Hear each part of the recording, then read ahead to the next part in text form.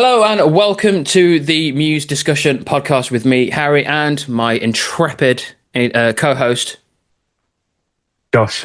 Josh. I always screw that intro up somehow. 1,000-year wait. Empires rise and fall before Josh opens his mouth. But yes, his mouth. But yes, here we are going to talk about the Be With You teaser release at time of recording, which is Sunday, 15th of March, 11:33.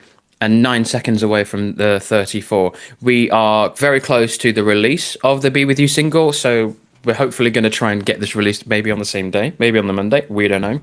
Hopefully another thing that we're going to talk about is going to be absolutely annihilated in a future release just before the release of the song, but we hope that we stay relevant. This is the podcast where we just talk about all things Muse, but obviously as they've got a new song coming out, this is what we're going to talk about. We've got a few things to discuss, and then at the end we're going to talk about songs that we like and what we don't like from Muse, because there's only so much to talk about with a new teaser release. Before we get started, don't forget to like, share and subscribe, hit the bell and comment about what you like or what you don't like, what we talk about in this podcast. If there are things that we say that upset you, let us know. If you want us to talk about something specific, let us know. And if you would like to share your opinion with us, you can ask to join us in a call for this podcast. Do not be afraid. We are very engaging. We love the Muse community. We're big fans of Muse. If we say anything that critiques them, it's only because we just want the best for them. And if we say anything that's really good about the band, it's because we really like what the band is doing there.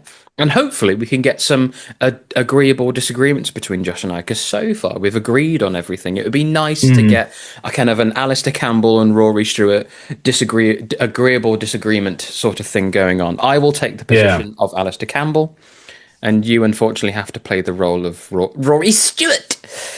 But anyway, let's dive in. Let's unless you have anything else you wish to talk about, Josh. Happy Mother's Day. Happy Mother's Day. I've texted my mum. She's out in Amsterdam at the moment. She's abandoned me again. No, never again. But yeah, that's where my mum is. Where's your mum? She was we were watching the Grand Prix this morning, so we Excellent. were up at 7 to watch that. It was fantastic. I've still got my Lewis Hamilton hoodie on. I was going to say, I was like, yeah. But so she's gone to my nan's house. For her Mother's Day, yeah, it's exactly, kind of trickle-on effect. Of course, and she'll be back later on. But she's having a good day so far. So hope all the mums out there are having a good day as well. Big love to the mums. But in my view, every day is Mother's Day. But oh, indeed, absolutely, yeah, I couldn't agree more. Absolutely. Right. Anyway, let's dive in. Now we have the teaser trailer, the teaser watch-a-majig. Now we've got two actually. We've got the one of Matt at the organ and this kind of little short film sci-fi type thing of I couldn't quite. I think the woman's accent is American, but like there were times where it sounded a little bit British. But I'm going to go with 98% American. Sad, I know. And it kind of ambiguous stuff, maybe hinting at aliens. Your observation of that? That's about as deep as my observation really goes with that. Josh, your observations? Yeah, I mean, it was there's a couple of things in there. So I just wrote a few notes down because there was an interesting comment that was very helpful, which kind of explained what they were referring to. So obviously there's two trailers. So there's one called The Flare, and then there's one called what was it called? The Sign Appeared Quickly.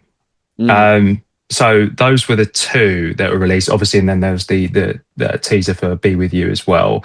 But in The Flare, they had the date August the 15th, 1977, and then 3:30 on the clock, although the hour hand is a little bit off on that, but we'll let it go. Let's not nitpick that much. Let's not piss off everyone. A little bit off on there, so I just thought I'd mention that. But Basically, the guy, this guy in the comment, kind of broke it down quite well, and he was saying that it's referencing to the astronomers at Ohio University, um, and Ohio State University, the big ear Ohio State telescope. University. Yeah, absolutely. Yeah, and they detected something called it's called the wow signal, right? Yeah, what was called the wow signal? Because I've got some notes on this. Mm. I'll go into that, but yeah, I don't want to interrupt your flow. You've got some good flow going on. Yeah, I mean, I haven't ventured too much into this because it was just a comment that I saw, and I thought, well, that's really interesting. Hmm. But essentially, what the wow signal was, it was a 72 second signal from space, and it's cited as potential evidence of extraterrestrial life. Very Extraterrestrial. I always get that word wrong. extra. Extraterrestrial. Yeah. It's a difficult one, isn't it? But Well, for you yeah, maybe. that's for me, maybe. Yeah, yeah, for me. Any big words, that's me gone. But there's my Well, big word for the you are from podcast. London. You are from London. There's only so much that you can do. Yeah, got to give me the benefit of the doubt, unfortunately. Oh, I'm sorry. So yes, the wow signal. It was a signal that was detected, a narrowband signal that was detected in the depths of space. I can't remember exactly what constellation it was kind of it came out of, but it was a signal that was many times stronger than the kind of the amplitude of the rest of the background noise of the universe. Hence, and it lasted for 72 seconds. Hence, why people thought this is a good candidate for extraterrestrial contact. Unfortunately, the signal never ever repeated, so it's kind of a very inconclusive kind of verdict. If something repeats with that regularity at the same frequency, we'll get onto that in a moment, then it is stronger evidence of contact between aliens, as what we will see with our own communications will go out on a specific channel or frequency, and they might repeat, and that repetition shows that that message is going out again and again. But if it's just a one-off, it could be anything. The noise or the information as part of that was kind of just noise. There wasn't a kind of structure to it, and so that amplitude and the content of that burst was a lot louder than the rest of the ambient noise around it. I know there's no noise in space, but there sort of is in a way, but bear with me. And it was so loud that one of the people assigned to it to monitor this circled it and wrote wow next to it, hence it got called the wow signal. And that circling of a data readout was evidence to me before that that announcement came out from that fan, that observation. We had all the binary code which spells out "be with you," and there was that very definite circle around that one band of binary code. Now I'm kind of big into my sciencey stuff, and shout out to the John Michael Godier YouTube channels, both his normal one and his podcast one, who goes on about the wow signal all the time. So John, there's a little plug for you. You're a much bigger channel than I, so you don't need that plug. But it'd be great if you had a shout out for me. That'd be wonderful. So I could recognize the wow signal. So I thought, oh, this is great. So I'm going to go into it. And there's some interesting kind of parallels you could kind of get from this, or what does it mean? What does it infer? A little bit to tidy off what the wow signal was. The frequency that it broadcast on is what we call the hydrogen line, which is a 1420 megahertz, means nothing, but it's just call it the hydrogen line, which is the kind of the frequency of like hydrogen. But boiling it down is if you were going to do a scan for an extraterrestrial life, you would analyze that frequency, because that number, that frequency, is universal. So if you're clever, and you have to be to put out signals like that, you would broadcast at that frequency to kind of show, hey, we're aliens, we're clever, we're over here. It's just that essentially it's that's the reason why it was a big moment, but never repeated again. Now it could be that it was aliens, or it could be that it was essentially a star farting. We don't know, because it was all radio signals, and stars emit radio signals essentially. What does this mean for Muse? Now, the cynical among us could go, right, basically a one-off big signal? Could that be? You could argue that that could be in reference to their career. Is there, is it just like a one-off thing? But of course, they're not going to do that about themselves. They're going to try and make this something. Now, the WoW signal's about aliens, and Muse have not done anything about aliens, at least in a while. So for me, this is kind of a nice kind of getting back to kind of like familiar territory we haven't trod in a while, tread on in a while, and a bit away from kind of dystopian governments doing all sorts of horrible things, and now we're looking at good old aliens just doing some stuff, and I think that's exciting. That's where I want to go. I want to keep it grounded. That's what the WoW signal says to me. Any observations, Josh? Well, I mean, I won't be needing my notebook anymore, Harry, because Oh no! Did I wipe out all of your notes? No. I had some very rough notes, but I think you've done a much better job of explaining Oh right. than I could. Oh. So I won't be needing that, but that's good because there was a lot of detail, and I was going to say I'm never going to get any of this across on the podcast. But I'm glad you did a good job of kind of just getting that message over, because I've just kind of I wrote a few things down, but not anything in great detail. But no, that's really really interesting. But yeah, no, it's certainly if they're writing from a point of space and extra. I'm going to say that word again. It's going to come up a lot in this. Do you want me to say it for you? Yeah. Go on. Okay, extraterrestrial. Extraterrestrial. Perfect. Life. There we go. Extraterrestrial life. Yeah, so we haven't heard them necessarily. Maybe they have in parts, but I don't really remember them writing about that too much as a topic. But there's definitely been space. Yeah, no, there's definitely been space themes. Obviously, yes. Well, I mean, space dementia. I mean, which is not. I don't believe that's about extraterrestrial life, but it's obviously to do with space, and it's musically themed around space. Yeah, isn't yeah. It? So, I was using it as a catch-all. I don't think they've ever spoken about aliens specifically, but just space and travel and so on. I mean, it goes as far back as the Sing for Absolution music video. Yeah. Where they were pilots carrying cryogenically frozen humans off of the dead planet of Earth. Obviously, they signed off on that video. They were like, "Hey, space, cool." And the album was also about people leaving Earth as well. Hence the T-shirt I'm wearing. Or people like leaving Earth, and this could have been in reference to that as well. So they've at least been aware of kind of formally doing space stuff since that video. But then, of course, Space Dementia is a song from 2001. So essentially, very, very, very early on in their career. But this could be kind of the biggest kind of signpost of space. Patrick Stewart appears. Yeah, absolutely, yeah. I mean, it'd be interesting to see where that kind of theme goes, because we've kind of had a lot of political music, obviously, from Muse. That's the most obviously the biggest theme that they tend to base their music around and write about.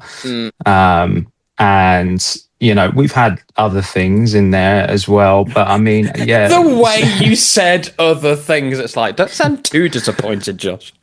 Yeah, well, I mean, things. Well, I mean, by those other things, I mean, like we touched upon this on the last podcast as well. Like, we've obviously had things themed around the Olympics, and I mean, that's more of a one-off song. So, well, that was a WoW signal. That was a one-off. Matt, can you write about the Olympics? Sure. Yeah, that treasure trove of references. Yeah, there's loads of possibilities with that. Yeah, we had a good laugh about that one, didn't we? I think on the last podcast, but I mean, there's been all sorts of themes that have sort of come and gone. I mean, obviously with simulation theory, we've had VR gaming, we've gone into all sorts of different avenues. So yeah, this should be a new avenue that they haven't touched upon before. If obviously this is all hypothetical, but if that is the direction that they're going with this song and indeed the album as well, Mm. it'd be interesting to see. Yeah, it'd be interesting to see what they do with it. I couldn't agree more. I'm really excited for this. I'm obviously super into Muse, and I'm super into sci-fi. Before we go any further, Star Wars is not sci-fi. Star Wars is fantasy in space. It's got wizards in it, therefore it's fantasy. Star Trek is sci-fi, but modern Star Trek is garbage. I'm more about like your TNG, your Deep Space Nine, and your Voyager. So we're looking at 1987 to 2001, right? That's like good peak Star Trek. Obviously, the original series is great too, but there's all other sci-fi as well. I just love it. The concepts of what talking about aliens can really do. Are they going to be massively more advanced than us, or are they kind of on par with us? Now you could put that into in terms of technology, things like do they travel at the faster than speed of light? Brian Cox would have a few things to say about that. For those of you who Mm. don't know who Brian Cox is, it's not the actor. It's a professor. It's a physics professor. Big brain, very clever. Very much from Manchester. He talks like this. Think about the size of stars. They're just really fucking big, bigger than your mum. And I'm all over this. Like little boy me who was just super into all things sci-fi and super into music. This is just all my chickens have come home to roost with this one. As long as it sticks the landing, as long as it tells an interesting story, as long as it does something authentic, as long as now I'm going on to my next note here, purely based on what I'm hearing from the lyrics of the organ trailer that was put out first, the organ trailer, the spleen, the liver, was that I really hope this isn't now going to be Christian rock. Just some of the lyrics that Matt's put in there is kind of he's never. I mean, there's the song of a Dying Atheist." I'm like, okay, yeah, that's good. I'm an atheist myself. I'm like, yeah, don't be preachy, don't do that. But like, some of the things that Matt's kind of got in the lyrics on there sounds a bit Christiany to me. Is it gonna be? Is it gonna be Christian rock? Is what I'm just terribly worried about. I don't know if you've had that thought. I'm just putting it there. Yeah, yeah, Obviously, yeah. Can't. obviously, people can worship who or whatever they want. It's just me not really liking that idea personally. But yeah, Digging Josh, a hole. what do you think to that? Digging a hole. I'm digging a hole, I'm digging a hole. Yeah. I mean, it's. I mean, obviously, it's in a church. There's an organ playing, and it does sound a little bit. I don't know if that's actually the right word. Is it gospely? No, it's not gospelly. No, That's not the word I'm thinking of. I can't think of it, but yes, to answer your question, yeah, I do think it's very kind of perhaps Christian themed, and in that sense, yeah. I mean, I mean, it is, as I say, it's in a church. The organ is playing, so it's kind of hard, I guess, for that to not yeah, come to mind when listening to it. But yeah, of course. The oh god, the parallel with Megalomania. Now that was on an organ. That was what was it? Which cathedral was it? It was one in Bristol or something. I don't know. That yeah, obviously but that was a kind of an religious song. And when the vicar or whatever that wanted to see the lyrics for the song, Matt had to make some up on the spot. But like, but just because it's got an organ in it doesn't mean it's going to go all Christiany. But I'm just worried just because of it's just no, fear is not the right word. But it's just a thing that I have just because I kind of think that religion is the root of all evil in the world. But again, let's just skip over that. Yeah, it's just something that's just really kind of worrying me because it's don't go there because it can really upset loads of people because it's then like, all right, they're taking a stance on this. It's all right taking a stance on politics, but religion, that's when kind of like knives can come out quite literally. Yeah, yeah. Um, yeah, no, exactly. That was when you were telling that story there about when they had to that's because when they did the organ piece for Megalomania, I think he was saying in an interview or something that they said that yeah they would need to read the material before just to make sure that there's nothing in there that would Not exactly they a would. slick move from the Church of England, really, is it? To go, oh yeah, they on this piece of paper said they're not going to do that, and at no point did it cross their minds of they could not do this. So Yeah, they I just just had no, I just a verbal agreement that a verbal agreement that yeah, these are the lyrics that are going to go with that song because everyone would go, yeah, these religious people, they're not going to listen to this album. yeah, no, I just find it really funny that he's just scribbled it down on a piece Yeah. of paper and got, yeah, I'm trying to imagine what the words would be. It's just God repeated, just God, God, God, God, God, God, yeah, God, yeah, God. yeah. Yeah, exactly. It just looks like a hymn sheet, Yeah. and he's got oh yeah, it's all right. And then he's probably I don't know if he heard the album later. I mean, I expect he probably asked them who they were and who he was. So I'd imagine he did listen to it, and he would have heard well, he would have heard it because I mean he would have heard the organ playing and then would have probably gone to the album and listened through it and oh that one and then heard the lyrics and I highly doubt that. I maybe. Just curious, out of curiosity, I suppose. If some big artist has come it was two thousand. into the church, It was all they'd had was showbiz. It was like this album that didn't chart anywhere, and they got more things to worry about than music. I really doubt that any of them attached to that would have actually bothered to listen to it, yeah, maybe not. especially since it wasn't a single. True. Yeah, exactly. Well, who knows? Who Yeah, knows?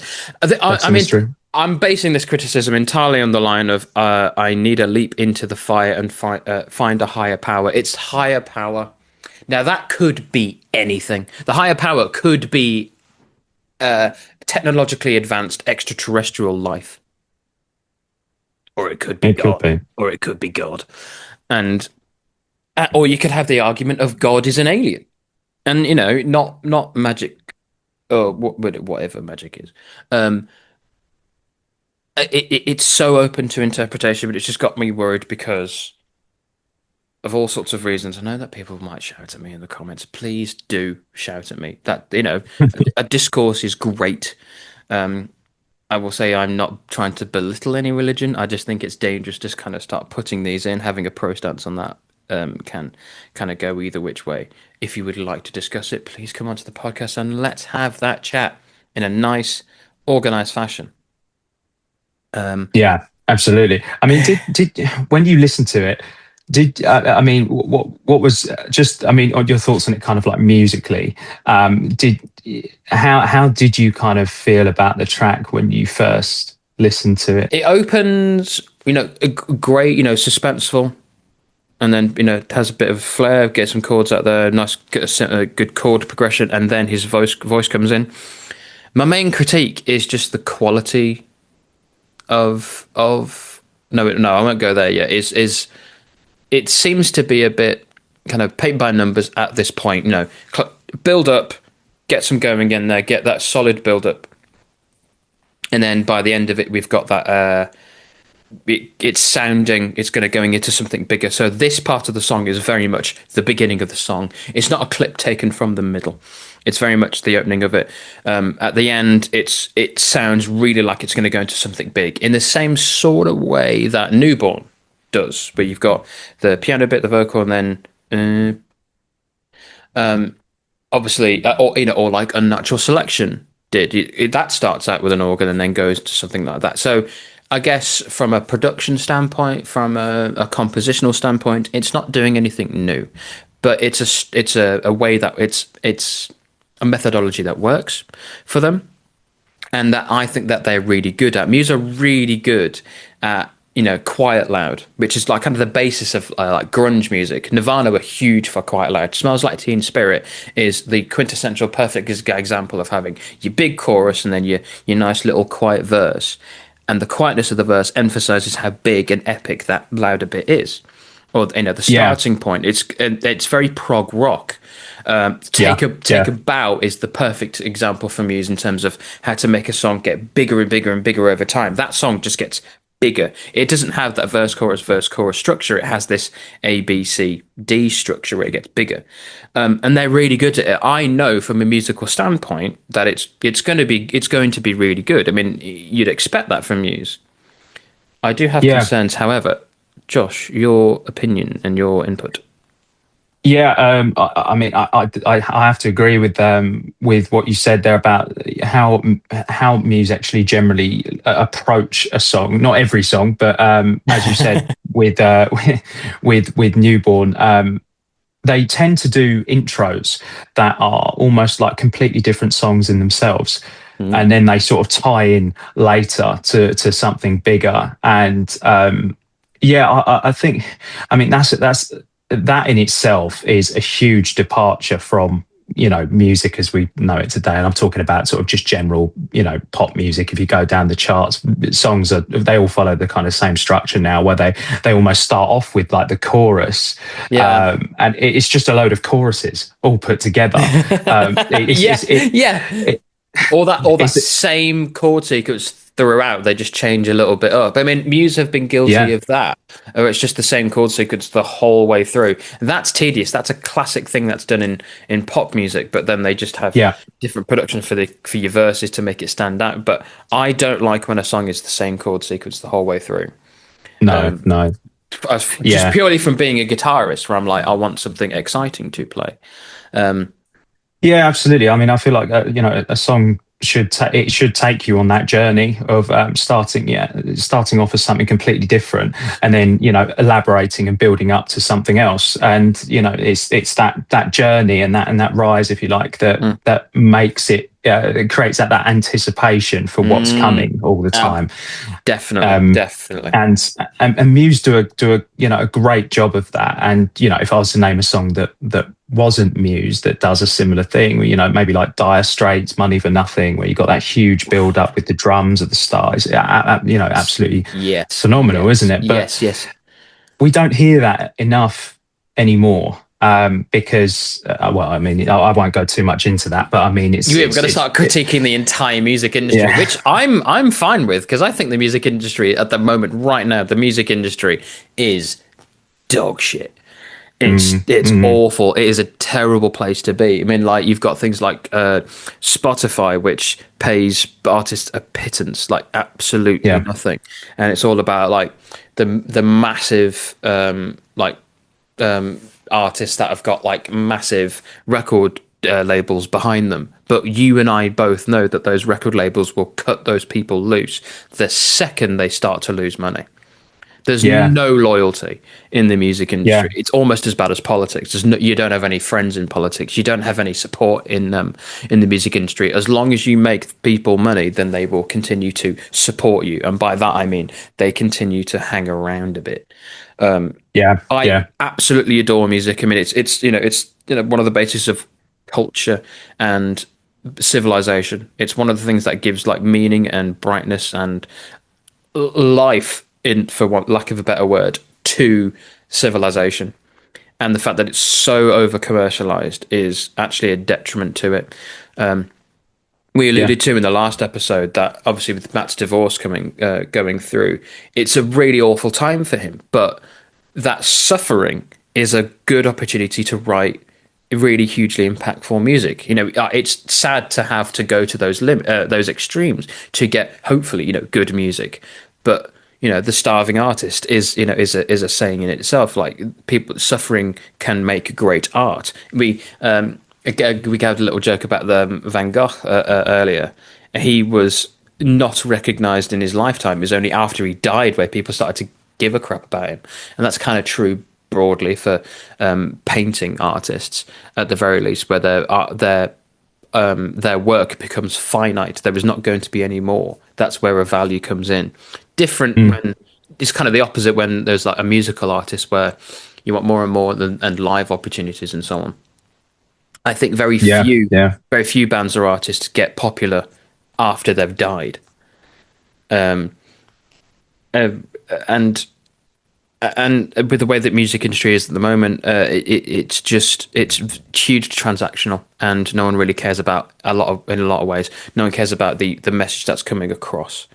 There are going to be some yeah, exceptions yeah. there. There are going to be some exceptions there, but it's just how I feel about it.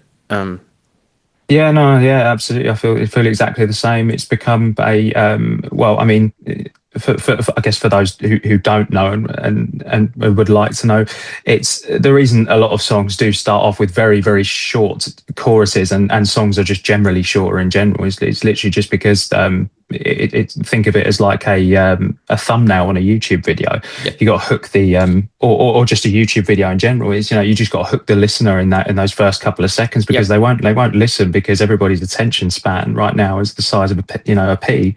It's just there's nothing there. Yep.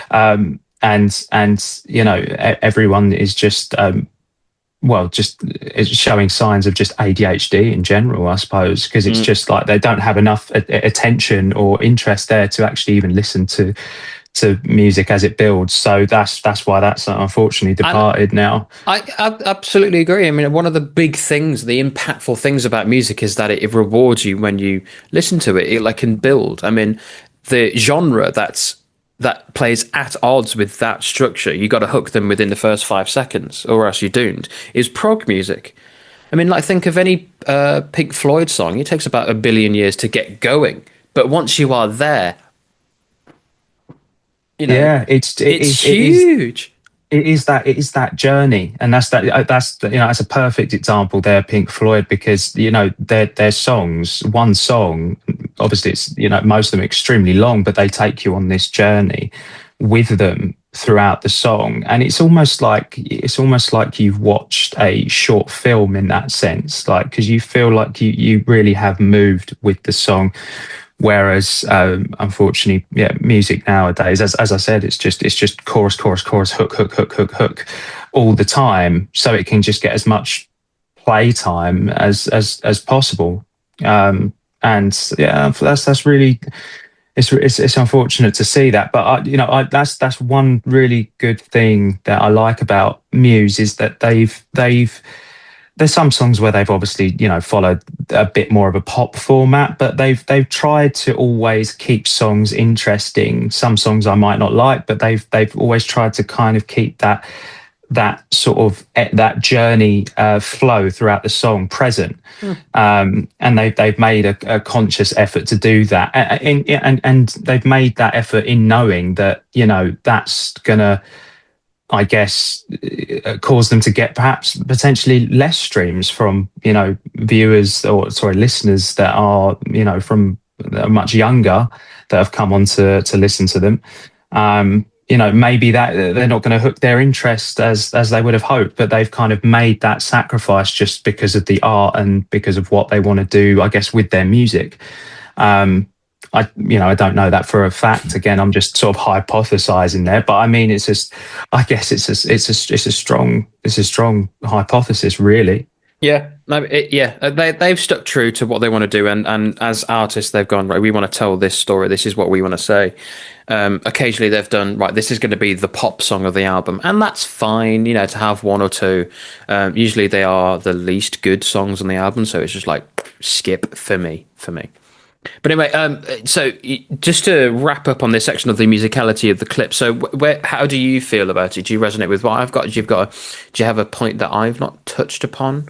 I'm very interested to hear what you think of it overall. And for the listeners, Josh and I do discuss outside of these shows what we're going to talk about, but we don't go into detail. So this is genuinely me for the first time hearing what Josh thinks really of the clip. So this isn't Yeah. rehearsed.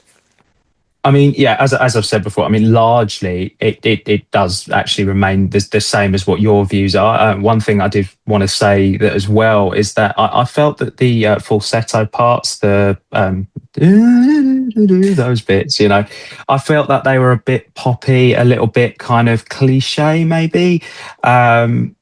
Again, I'm just being picky here, but I'm just we don't have a lot to go off, do we? I No, mean, we haven't no, we heard the don't. full We don't. song, We don't. We don't. so that's going to cause us to kind of split hairs in that sense. But yeah, I felt that they were a little bit generic, a little bit poppy, not really what I'd expect, I guess, from Muse. But absolutely, it sounds like it definitely goes into something more heavy as soon as it kind of glitches out and obviously the trailer ends. Mm. There's definitely I'm hearing some sort of detuned riff there that seems to be quite low, similar to, like, it might be to Unraveling. I'm going to assume less heavy than Unraveling. Well, Um, but we don't I know. think they should go there. They should. Yeah, It'd be yeah, great. It sounds because it's there's like two tones there. One that stays the same, another one that kind of goes up in the same way that Matt had made that weird noise for like Fury. He's just using a whammy pedal to play yeah, around with the pitch there. It reminds me of that just in terms of how that sound behaves. I'm not saying it's going to be that same sort of Fury thing. It's just two tones that then match up to pitch. It definitely is going to go into some. It sounds really much like it's going to go into something bigger, like Newborn does, like Unnatural Selection does, to a lesser extent, like Butterflies and Hurricanes, where it's got the intro and then the riff. It really does sound like it's going there, and I really want it to yeah, be something big and heavy and something that's got some real like solidity to it.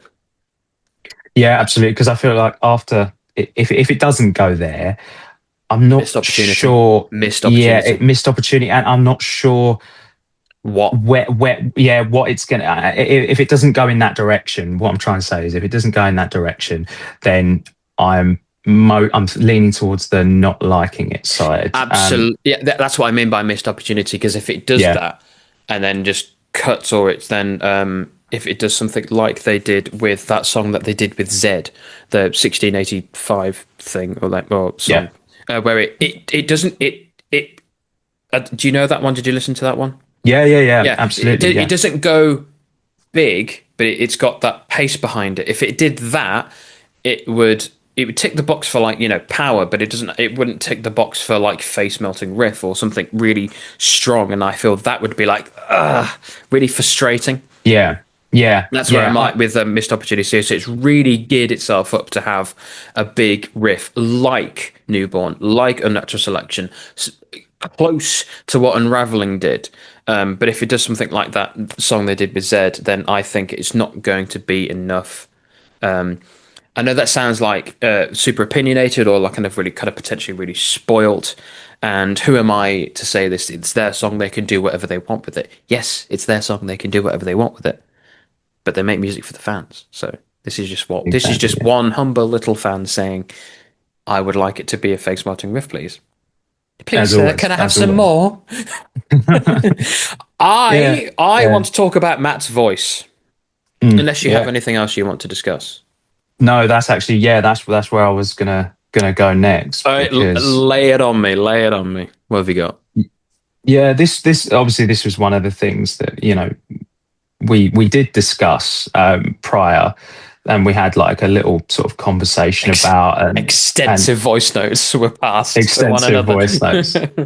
Yeah, and because it's it's just something that I was thinking about even before this trailer came about, and it's an interesting point, I think, because and I think people will agree with this to a certain extent, that Matt's voice is obviously now deteriorated just because of well, the amount of tours he's done and the amount of singing overall he's done throughout his career. If you put Mm. your voice under a lot of stress for a certain amount of time, it is going to deteriorate, especially if you're using improper technique, because a lot of artists aren't actually taught to sing. They kind of just start off pushing these notes out and seeing what happens, and then they sort of find their voice gradually, and that, yeah, as I say, that kind of unfortunately leads to a lot of vocal strain, and that is because they're not using the right techniques. Like, for example, singing, when they say singing from your abdomen, for example, you really got to, you kind of, not necessarily tense, but you've got to have a certain sort of pressure there, and use that weight to push the air up through the vocal cords and to sing properly. That's one major part of using proper technique when you're singing, and there's a difference between doing that and simply just pushing and belting, which is what Matt's done for many years. And by the way, this is not me saying that Matt Bellamy is a bad singer. I'd be an idiot if I were to say that, because he's one of the best singers of all time, in my opinion. Because Excellent diplomatic save. yeah, absolutely. I mean, he's got one of the highest pitched male voices I think I've ever heard. His range is obviously, it's not even human. It's He is incredible. the extraterrestrial he's referencing in the song. Maybe. But yeah, because I was doing a bit of sort of research on this, and there is a clip of Chris talking on a podcast about Matt's sort of early days of singing, and when the band first started. Obviously, this is way before showbiz or anything. This is probably when they were doing sort of covers in and out of bars and things like that. So Matt couldn't really sing that well, or he thought he couldn't, because he's singing very, very quietly, and it's actually really difficult to sing quietly because, again, you haven't got that airflow coming through. And they were doing this gig at this bar, and the sound guy said, "Listen, I think you're really good, but you need to change your singer." Because I keep turning him up and up and up and up on the mixer, and I just can't hear him. He's just too quiet, and that just comes obviously from just being shy of your own voice. You know what I mean? You don't know what's actually going to come out and if it's going to sound good. So if he just kind of buries his vocals behind everything else, maybe people won't notice. But Matt found this so offensive and got so pissed off that that night, he actually started just pushing these notes out, and he said that's how it came out. Then is pretty much how it sounded on the early albums in Showbiz and Origin of Symmetry and so forth. And but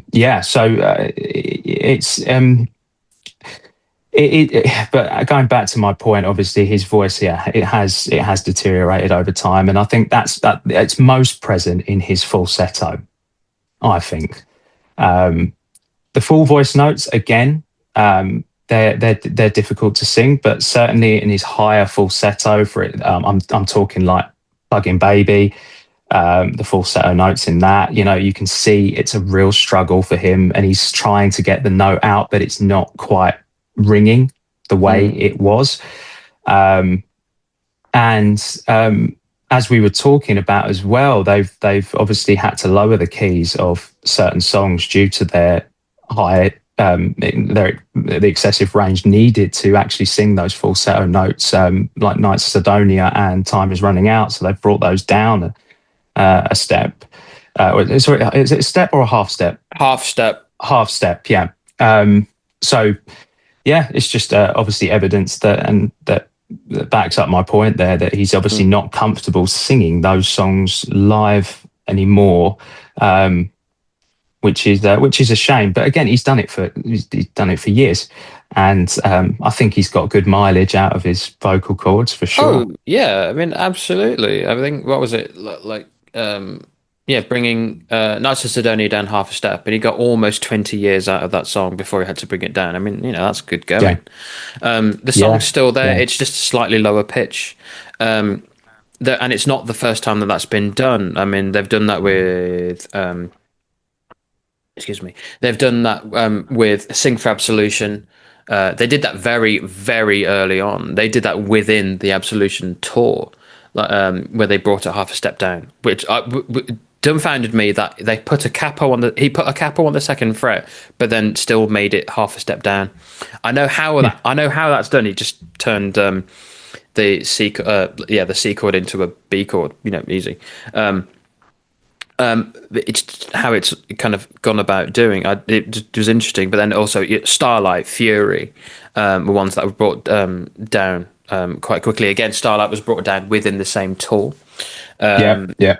It's within the same year. By the Reading show in 2006, it had already come down half a step. Fury, when it was played again, it was that year, or was it 2007? That was half a step down. And I was like, why? It was either because it sounded better, which is bollocks, or because of like the technical reasons of the strain on the voice, or there's too much for it to go there. There are songs for me that I think that do sound better half a step down. Hysteria is one of those that sounds better half a step down. Also, Invincible was taken half a step down as well.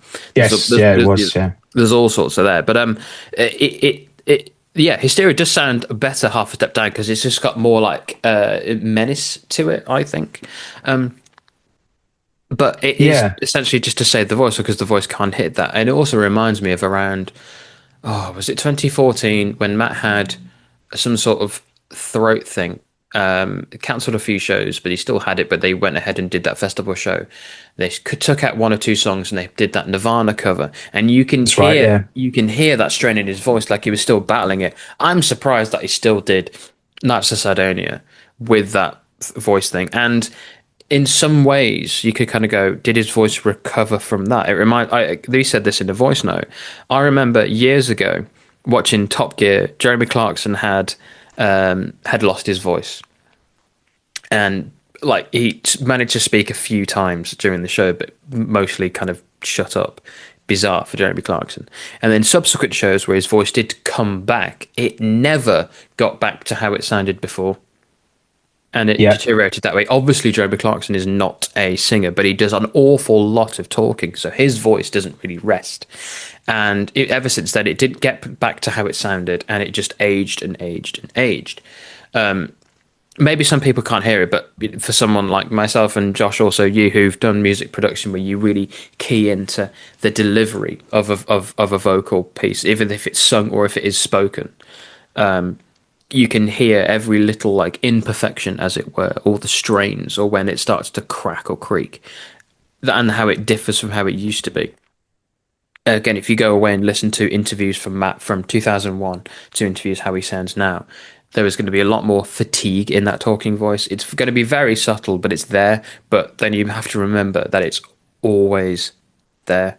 And then, then the voice deteriorates and things have to be brought down. Ultimately, we're talking about this because there are certain points in that clip from that song where it just sounds like it's weak. She's really struggling to get that out. And what does it mean? And Matt's one of the things that Matt's well known for, as well as great guitar pieces and tones, is his voice is one of the icons of the band. And if that's going to fail, is it going to affect how they have an impact commercially? Is this actually going to impact how they could get new audiences, or is it now kind of the time where they just have to nurture the audience that they've got? I don't know at this point. It's obviously not nice to kind of talk about the downfall of Matt's voice because it is such an icon to the band. Absolutely. Yeah, and it's an observation, but yeah, I mean, the problem is that because he's sung this way for so long. It's going to be very difficult if he were to get some sort of like I guess vocal training in that sense, just to manage the stress and deterioration that happens with this amount of gigging. It's going to be very difficult for him to come out of those kind of habits of singing, because that's obviously given him his core sound for many years. It has changed, obviously. I mean, many people obviously noticed that in the early days he was singing in a much higher placement, so a bit more of a kind of higher pitch sort of kind of how do I describe it? Yeah, I guess more just overall higher placement. Whereas you notice that as it kind of got towards black holes and further on, it's slowly kind of drifted a little bit more deeper and a bit more full voice. Mm. Um, Oh yeah, from like so head voice to full voice. Yeah. yeah, exactly. So it has changed over time, and I don't know why he made those choices. It might be just stylistically he wanted to change and he wanted to sing a bit deeper. Maybe he felt a bit more comfortable there as he's aged. But I think now, yeah, it's got to a point where whatever technique he uses, he's not going to be able to just get those notes out the way he used to. And it's unlikely it's going to come back and get back to how it was, Mm. because that damage is kind of really irreversible. It's and even if he were to use proper techniques now, it's not. It's Is too it? late. Yeah. The damage is Is yeah. done. Yeah, Like painting over rust. It's just kind of yeah, covering yeah, that. Yeah, it's not going to. I mean, there are other artists out there who've equally destroyed their voice because of a technique. I think that we've mentioned this outside of the podcast previously, where I mentioned Liam Gallagher. Had mm, that very distinctive voice and absolutely trashed his voice, but in the pursuit of, because of his personality, just do whatever the fuck he wants, sing how he wants, trash his voice, but it has that sound, and it's a good sound. I mean, it really works for the band, but absolutely trashes his voice yeah, to the point where he yeah. just Exactly. just can't sing anymore. It just sounds awful live. I mean, and there are other artists out there that sound terrible live. Another good example, I think, is Axl Rose. Terrible Yeah, live, but in the studio yeah, in the back in the day was like, good solid performance, but just absolutely trashed his voice from a yeah. combination of not looking after it, excessive drinking, and just shouting his head off. Just wrecks it. Yeah, 100%. It's just it's really common amongst rock singers, just due to the kind of grittiness that they're going after in their voices. I think for stylistic choices, it really does damage the voice in a real heavy way. Mm. There are there are healthy ways to do that.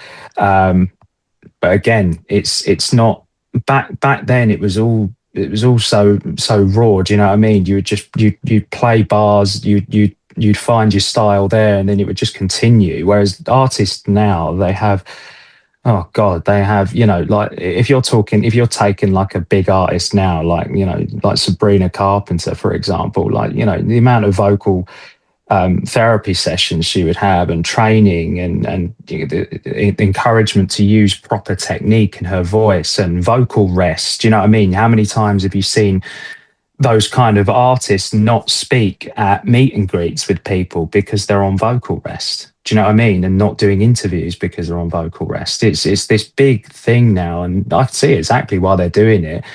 They're just, for the in the record label sense, they're just trying to preserve their investment and try and keep Yeah, it going as literally. I long mean, as they can. I But mean that goes back to what we were saying earlier. Actually, when we were talking about record labels will abandon the artist as soon as they leave money, lose money.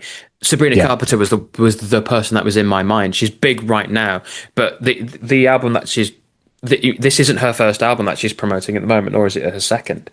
What is it, like a fifth or yeah, sixth or something? It's something some like that. Yeah. Yeah, but at some point the record label went, right, she's got a good following here. If we throw money at her, we can grow that. So it would have been her label going, right, we're going to do this, and but you're going to need to do, potentially could have gone, right, you need to go back to doing more vocal coaching, but we've recognized this gap in the market where you could really take the market by storm because of all this kind of female empowerment angle, and it's all about data.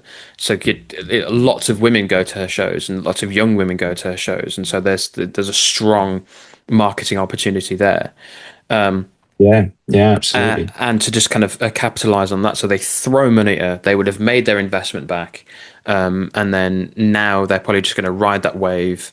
If they can find more opportunities, they'll throw more money at her. But I think maybe the record label has done its job in terms of, right, we've done that bit, we can just ride this wave for another couple of years, maybe Yeah, 20, 18, 24 months, and then she'll start to die off, and then the next one will come through. I mean, the previous one, and this works well with the vocal thing that we had, but Billie Eilish, basically ASMR but singing, whispering to microphone. But Yeah, no, yeah, she's nowhere near as big or nowhere near as in the news as where she was previously back in whatever year it was.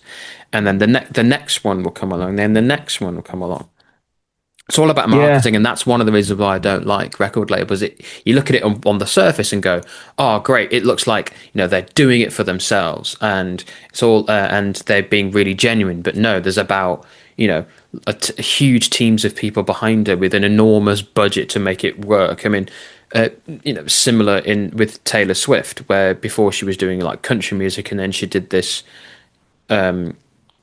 flipped and then again did this kind of like female empowerment angle and singing about exes, where I think Adele does it better.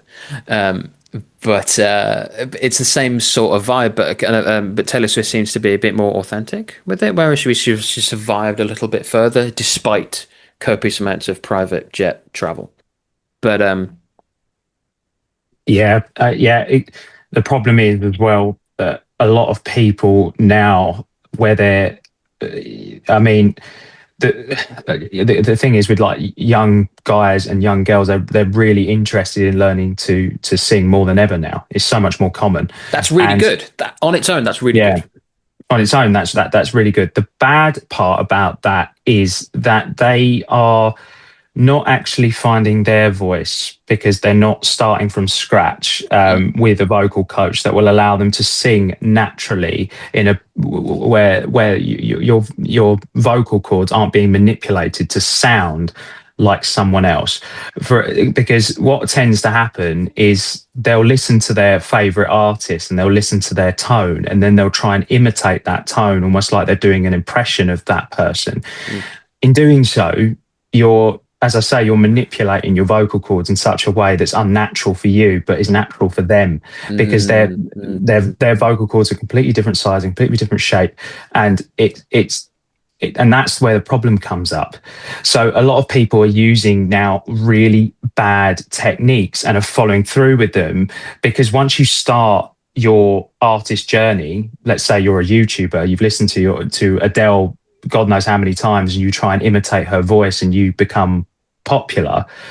Well, people have now fallen in love with that version of you and you're that version of your voice, and now you're going to have to carry that through. Yeah. And you can slowly, obviously, it's been proved many times, Muse included, where you can change your voice over time, gradually. But in the early days, if you're using improper technique and that's the way your voice sounds, you're going to have to continue with that. And unfortunately, that is a problem that I've seen a lot, cropping up a lot. Yeah. Yeah. It's an interesting one. I also just had a thought, but I think I've lost it. Damn it. Um, but yeah, the deterioration of the voice. I mean, you could put it down to all sorts of things.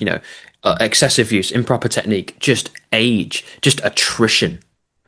Yeah. And it happens. It happens. But there are vocalists out there who've gone well into their career and retained some strength in their voice. I think Tom Jones is a good example of that. He Mm. does a lot of work to look after his voice. I don't know where he is now, but I know like at least 10, 15 years ago.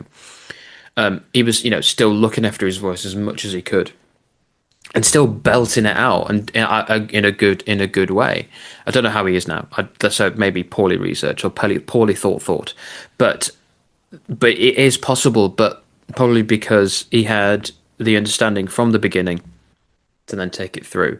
I'm also reminded by what you just said about in a band I used to be in, the vocalist was super into Billie Eilish and tried to sing exactly like that, and was just all about singing really high register stuff, really ambient, angelic stuff, and they tried to just do that all the time, and it grated and it was kind of irritating. It didn't allow for that variety, because you should use those techniques to make a part stand out, but you don't make anything stand out if you're always singing like that.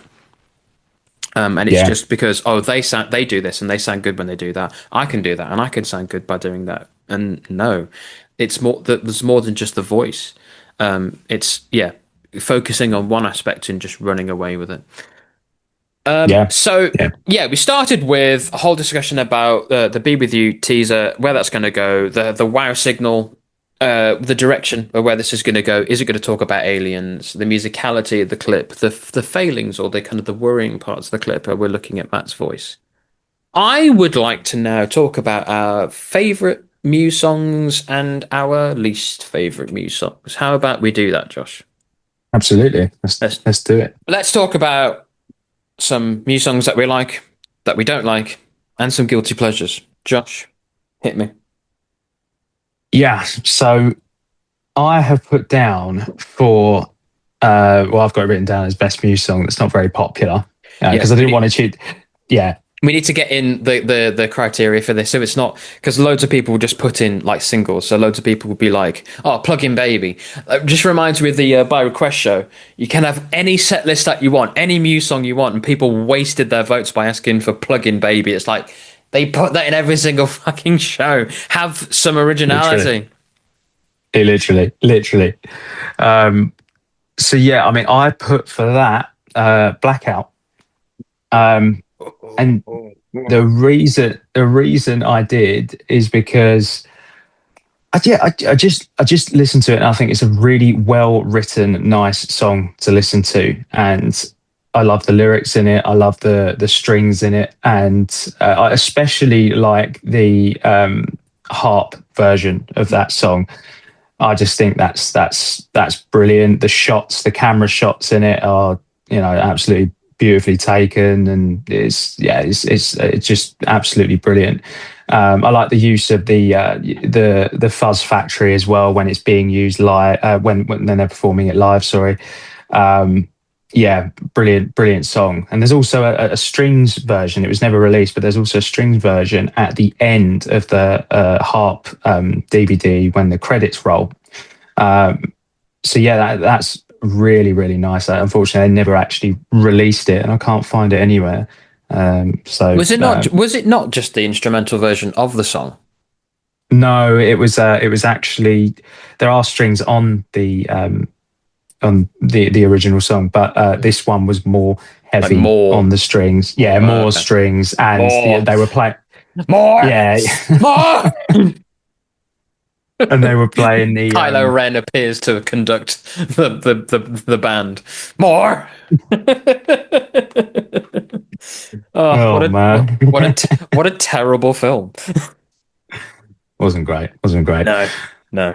Um, and yeah, no, I think it's just heavy on the strings, and they're playing the vocal melody on strings as well. Oh, So okay, yeah, okay. it is slightly different. I wish they would release it. It's in the archive somewhere. I wish they would just get it out there. But yeah, On there, they do have obviously they because they played Sing for Absolution in that show. They have recordings of it, and they used a loop of it in like the menu of the post chorus and then the chorus as a loop. And I've got yeah, that loop. It's like a 3 minute loop. Say loop one more time. yeah. And I'm like, Loop. just release the Wembley version of Sing for Absolution because it's great, and I love that song. And it had such a specific tone because it used a combination of the Chaos pad and the sustainer Yeah. pickup, or just to kind of get that nice tremolo thing as he goes up, treating it like a tremolo theremin. Oh, it's beautiful. And the guitar that he used was his black MIDI Chaos one, and it had that really nice kind of rounded sound to it. Oh, utterly brilliant. Why they never Mm. released that? Why they cut Sing for Absolution from the DVD? I don't know, but it Oh upsets yeah, me. I know. And there is and the annoying thing is there is a recording obviously of their app that's out there of it. Yeah, Because it's if you go into like one of the menus on the Harp DVD, you can hear it playing. But you can hear these that are all loop. things. You can hear that loop. Yeah, I hope that they release these things one day. Likely, probably not. But Mm, if we can. Hopefully, they might. They never know. They might just get it out there, perhaps. But who knows? Who knows? who knows? What So did you have down? my top pick. So actually, I've got five. I've done a top five, but the big one, the main one for me, Dark Shines, Mm, and I will mm, tell you for why. It's a deep cut. It's not a single. A limited play, but it's got great riffs. It's got a quiet, loud thing. So you got that grungy kind of Nirvana-y kind of big chorus, little verse. You got three solos. Like two are kind of in one, but you go from that people say it's a trumpet sound, but it doesn't sound like a trumpet at all. You've got two of them, and then you've got that kind of more quiet, intimate, dark, Yeah. that dark, quiet, loud thing. And then the choruses are great.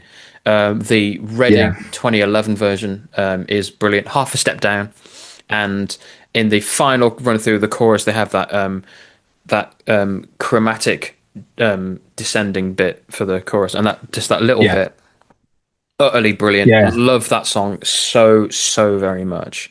My Great choice. yeah, Great choice. the other four without so much detail, easily written just after, sorry, they could get it on Black Holes and Revelations. Really nice sound, really great solo. The chorus sounds brilliant. Big Freeze. Yeah. Yeah. Muse try and do You Too.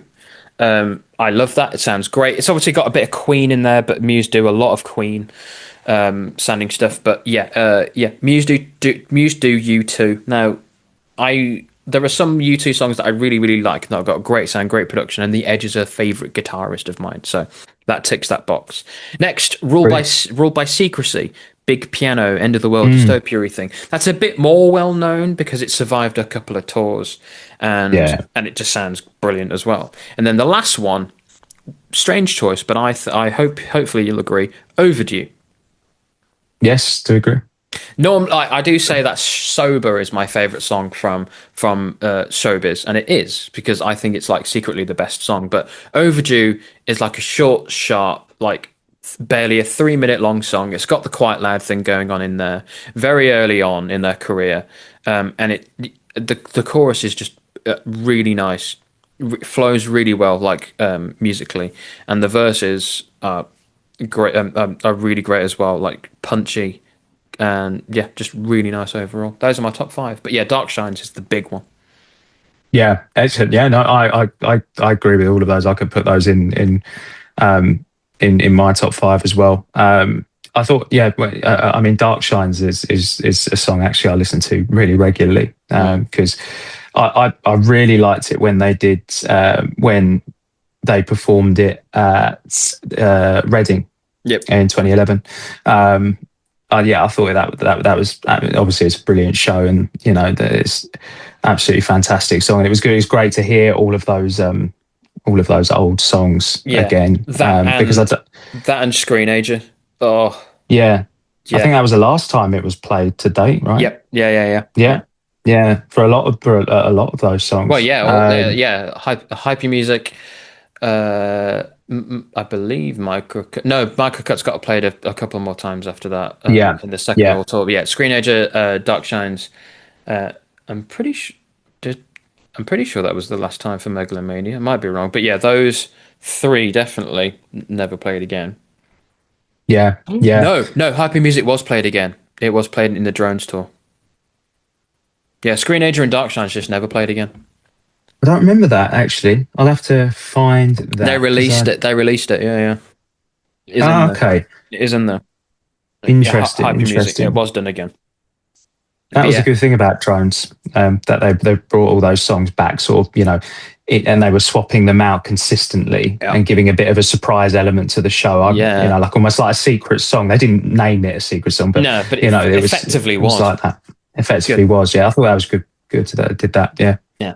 Anyway, moving to your bottom songs, you know, arse songs that are just, you know, ungood. Or, Yeah. Again, I wanted to go for a choice that obviously wasn't highly regarded online amongst the Muse community as Yeah. a hated song. Well, So yeah, because something human is just going to be there straight away. You need some originality in there. yeah, yeah. So I have gone for Map of Your Head off of Hullabaloo. Oh, interesting. Why? Why that one? It's the acoustic riff that's just it just goes over and over and over and over and over again, doesn't it? It just never ends. It's just that blum, ba-da-da-dum, boom boom boom, and you're just like, oh, and it just never ends, and it doesn't really go anywhere, and yeah, it just doesn't do it for me. Again, my opinion, but it just doesn't do it for me. I'll give you that. I mean, the riff is nice, but I don't think it's nice for 4 minutes or so. Hang on, how long is that map of your head? Yeah. Oh my God, 4 minutes and 24 seconds of that same riff. It Holy, feels like 4 hours. yeah, it's not great. It does grade a bit. Yeah, if it Yeah. was, yeah, no, I agree. It's like, when you've ever seen a SAS Who Dares Wins? No, There's a round at the end when they have to do the what do they call it? Where they start shouting. There's a word for it. They start. It's like military training. They obviously start shouting at them. Interrogation, sorry. yeah, And right. to get them to speak, they put them in a room. And they have to sit with their hands on their head, and they've got these headphones on, and they play like noises through those headphones. I'm just like, that is what they're playing. They're Uh, playing Map of Your Head for yeah. over and over and over I mean, again. one of the enhanced interrogation methods that the CIA would use on people that they would capture in from Yeah, the Middle East or whatever it's would a popular choice yeah, amongst the they would just interrogators. yeah, they would just blast like metal music at them, just like in like short stabs. But yeah, for me, it would just be Yeah, like map of your head, yeah. just the constant image of Matt, just in socks and holding a phone. I'm just like, oh my God. Yeah, that's an interesting one. I've got two for this. One of them might be a bit of a mean choice. The other one Mhm. might be justified. Tell me if I'm wrong. So my first one, this is in no particular order. First one is Soldier's Poem. Now you might just think, oh, that's just because it's the slow acoustic one from Black Holes and Revelations, Harry. You just want all the fast stuff, and I'm like, maybe a little bit of that, and but I like variety. It's different from the rest of the album, but there are other songs on there that have kind of a slower feel to them, like the opening, that the early progressive bit of Invincible, is slow. Yeah, Hoodoo is the same, but they move and they have more dynamics to them. They have more interesting things in there. Soldier's Poem just never quite gets there. I know it's all about like the Iraq War and so on, but it's like it's like the sad little low point in the album. It's not like a terrible song. It's just it's easily skip overable, is what I'm getting at. The other choice is Soaked. Now I don't know if you know that one. yeah, I do. Again, I've not listened to it in a very, very long time. Mm, But yeah, obviously, I've heard yeah, it. it has a really nice riff in it that kind of it's almost like how United States of Eurasia goes. But but then it comes back down and it keeps doing this plod along bit. It doesn't break out to go into that kind of like last hurrah bit. It's just a bit Mm. of a letdown, a bit of a wet fart. And then they sold it to Adam Lambert, and that just I don't like his version at all. Having Yeah, I listened haven't. to it Yeah, I quite a haven't lot of heard it. times, don't Yeah, I like haven't it. heard Yeah, his version. no, Don't don't even bother. Don't don't waste even your bother. time. Yeah, I just Yeah, don't like it. It just really doesn't resonate well with me. So yeah, I've got yeah. Once again, I've broken the mold and done two choices while you've just done one a pop. But yeah, those are mine. brilliant, brilliant. Do we have another category, a final category? We do, we do. We have a final category, and that is your guilty pleasure Guilty song. pleasure. Drum roll, please. Who's going first, me or you? You. This is your Me? thing. This is the build's biggest, longest silent drum roll. Come on. Yeah, keep it going, keep it going. Oh my God, my I arms. have gone for Neutron Star Collision. Oh my God, you Twilight cook. I haven't actually seen Twilight. Oh, I actually neither have I. Neither have I I. I haven't don't. seen I knew it was written for Twilight, obviously because it's on the cover of the single, but it Detective Josh over here. well yeah, not much gets past me, does it? Um, but I just I I just thought it was I just thought it was yes, it's it's a very sort of poppy kind of song, pop rock, and yeah, I can see exactly why amongst the Muse community why it wouldn't be popular. 100%. I can see that. Right. I I just it's just I can't describe it in any other way that I just listen to it and I just like I like that. I don't know why. I just like that. I'm playing it over And in my head. yeah, I like the little guitar solo that's in it. I love the piano playing. I thought the piano playing was the best bit. That's probably the bit that sold it for me Oh, the really? most. Oh, okay. Yeah. I just think it's great whenever he just whenever he's just sat at the piano singing, playing a song that's it's got lovely chords in it. It's great, Mm. and the arpeggios in it and everything is. I thought it sounded really nice, and yeah, that's why it's in there. No, That'd be fair, I my know. guilty pleasure. I like the chorus, the chords to the chorus. I mean, it's really simple. It's all power chords, but the way that it moves, Yeah, like the phrasing in it. So it's got like this. Yeah, I like it. I do like the solo. It's a very funny little, cute little solo. It's very nice. I yeah, mean, yeah, it's yeah. just tainted for me. It's just tainted with that kind of Twilight brush. And I know that so is Supermassive Black Hole, but it had an identity before, and then the other one is I Belong to You, wasn't it? Was the Yeah. is the other? I mean, I now the version that they gave for Twilight of I Belong to You had guitar in it, and that's actually a better sounding song than the one that's on the actual album. Oh, yeah. It's the weird French cover in the middle of it that I don't like. Now it's Oh, it's Matt singing in French, and he just can't do that, and it's just like it's a bit kind of like let's just skip through that. yeah. It's a cover, obviously, of that. I'm trying to think of the name for it. Obviously, it's a French name, but I can't think of it. Bonu. Something Mon like that. cœur, I'm sure. Yeah. mon cœur s'éveille à ta voix. Oh, just no, no, no. I mean, I'm a Not going to bit. attempt that one. No, no, pas non. C'est impossible. Désolé. Well, I'm disappointed you didn't try. Oh, I tried, but I gave up halfway through. You have a go. You try it.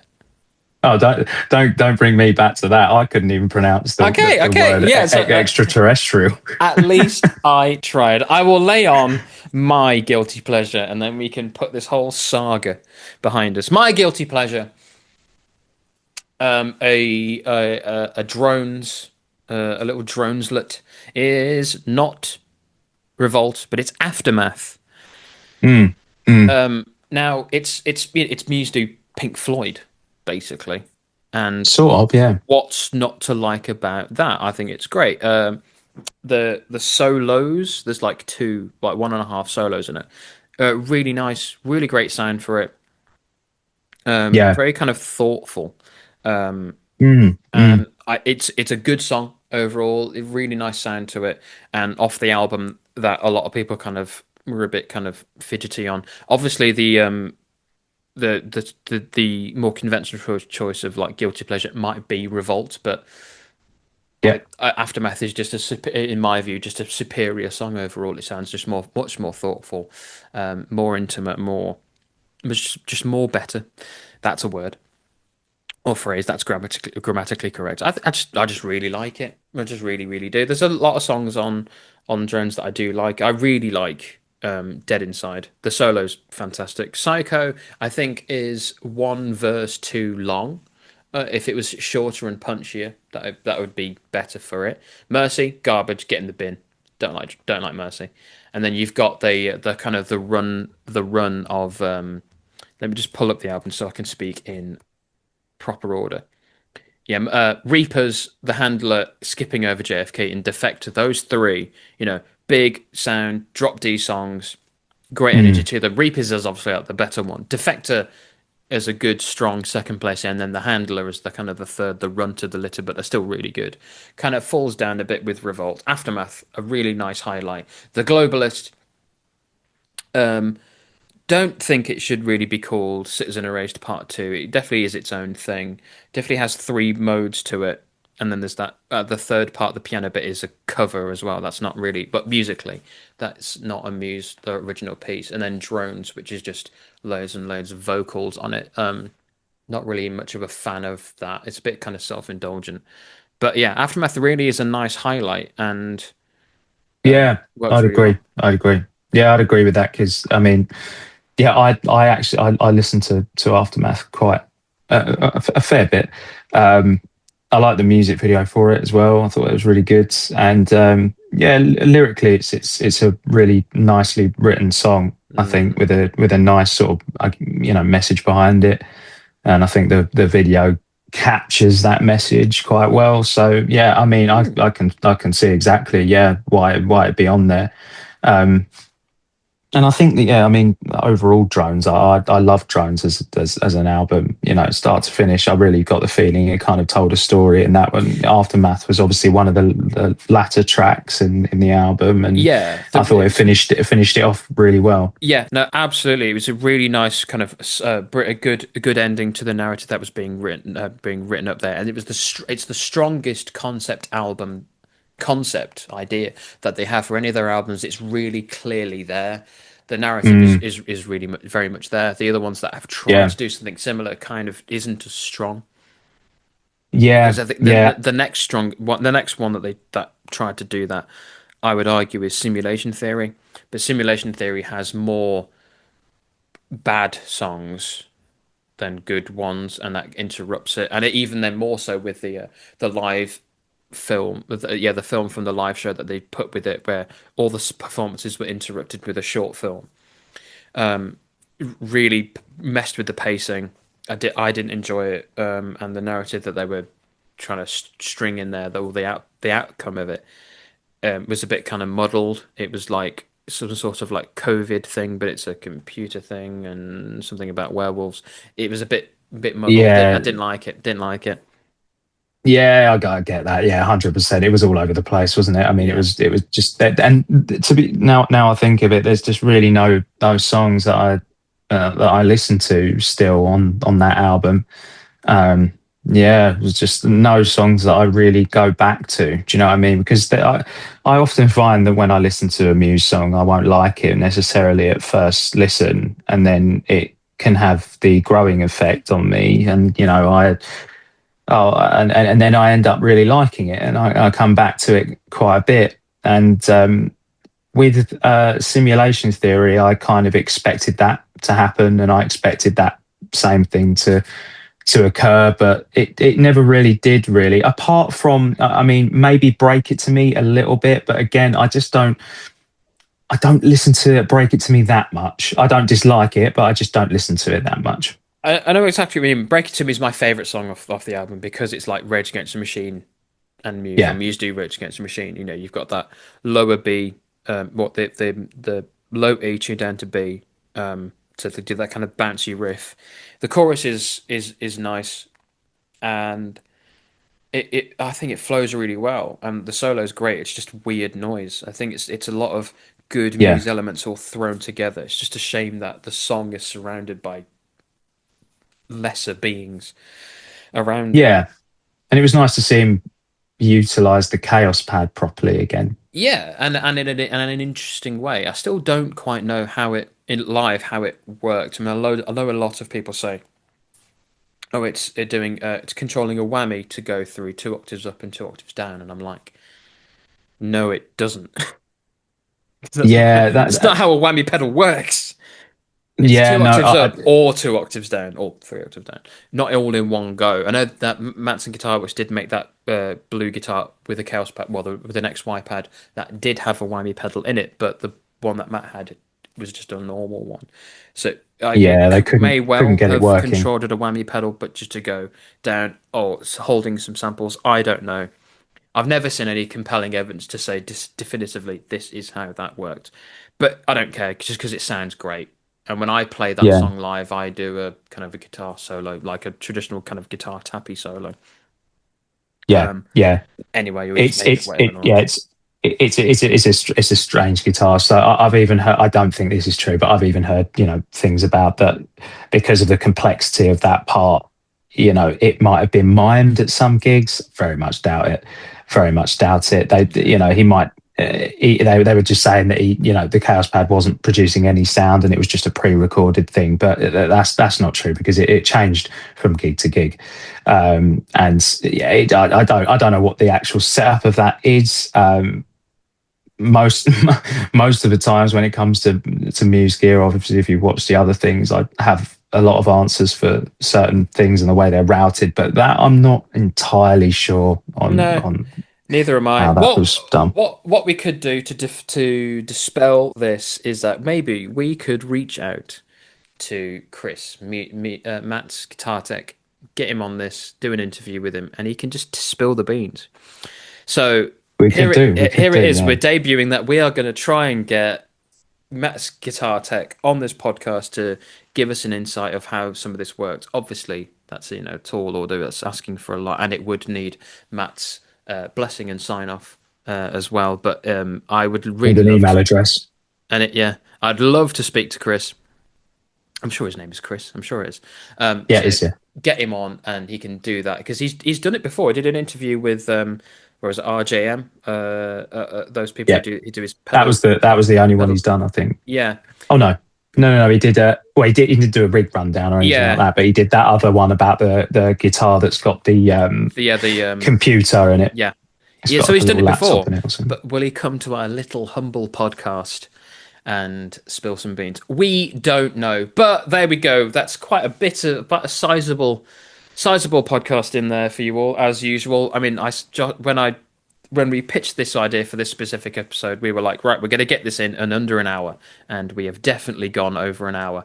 Oh We well. always do, I think. We always do. We need to have stronger notes in terms of timings, but maybe next time, whatever the next podcast will be, who knows? But if you liked what you heard, if you didn't like what you heard, let us know down in the comments below. If you think I'm being very unforgiving and not very nice by being upset at the idea of Matt or Muse turning to Christian rock, do let me know what you think about that down in the comments below. Don't forget to like, share, and subscribe. Josh, is there anything you'd like to plug? Would you like to plug your social media or any things that you're doing, or you want to remain anonymous and mysterious? Yeah, I'm not very active on social media. I tend to find that everything on there is a load of old crap, really. But yeah, not a fan of that, to be honest. Brilliant. Yeah, Wonderful.